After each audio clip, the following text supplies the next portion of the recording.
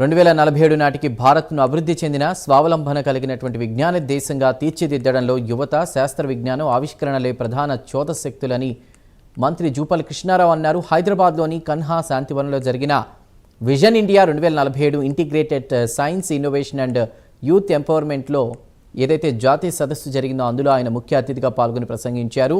ఇక ప్రభుత్వ, విద్య, అదేవిధంగా వైద్యాన్ని బలోపేతం చేయడం ద్వారానే వికసిత్ భారత్ 2047 లక్ష్యాలను చేరుకోవచ్చని, గ్రామీణ భారతం అప్పుల భూమి నుండి బయటపడాల్సిన అవసరం ఉందని మంత్రి జూపల్లి అన్నారు.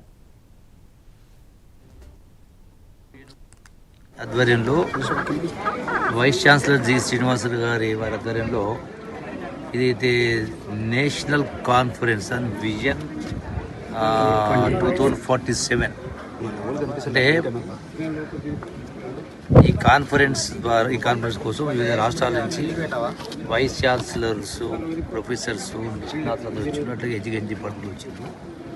అంటే మనం ఉన్నటువంటి సైన్స్ను, టెక్నాలజీని, వీటిని అంటే ఈనాడు ఎడ్యుకేషన్ ద్వారా అనుసంధానం చేసే కార్యక్రమం చేసి ఏదైతే భారతదేశ లక్ష్యం ఏదైతుందో, అట్లాగే రాష్ట్రం లక్ష్యం ఏదైతుందో విజన్ 2000 వికసిత్ భారత్ 2047, అట్లాగే తెలంగాణ రైజింగ్ తెలంగాణ 2047 వీటిని సాధించాలంటే అట్లాగే ఎడ్యుకేషన్లో క్వాలిటీ ఎడ్యుకేషన్ రావాలని ఈ యొక్క టెక్నాలజీని ఇంకా డెప్త్కి తీసుకెళ్లే కార్యక్రమం చేయాలన్నప్పుడు ఈ కాన్ఫరెన్సు చాలా ఉపయోగపడుతూ ఉంటాయి.